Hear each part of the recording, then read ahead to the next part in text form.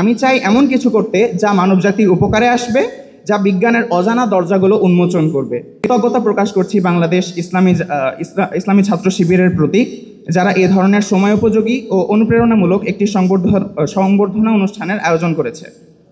এটি শুধুমাত্র আমাদের প্রাপ্তিকে স্বীকৃতি দেয় না, বরং ভবিষ্যতের পথ চলার জন্য শক্তি এবং এনকারেজ করে।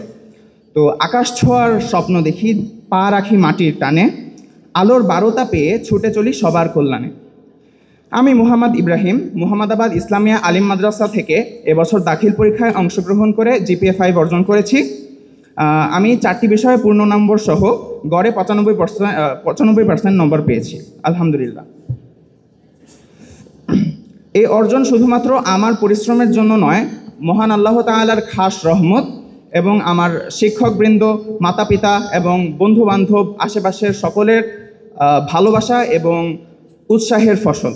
এই স্বীকৃতি আমার আত্মবিশ্বাস বাড়িয়েছে, কিন্তু একই সাথে আমাকে মনে করিয়ে দিচ্ছে এই সাফল্য যেন অহংকার না হয়, বরং একটি দায়িত্বের সূচনা হয়। আমি যেন শুধু একজন ভালো ছাত্র না হই, বরং একজন নৈতিক, মানবিক এবং দায়িত্বশীল মানুষ হতে পারি। এটাই আমার আকাঙ্ক্ষা। মানুষ হবার যুদ্ধ কঠিন, কিন্তু সেই যুদ্ধে জয় আনে আলোর পথিক হয়ে অন্ধকারের ক্ষয়। ভবিষ্যতে আমি কোয়ান্টাম ফিজিক্স নিয়ে পড়াশোনা করতে চাই।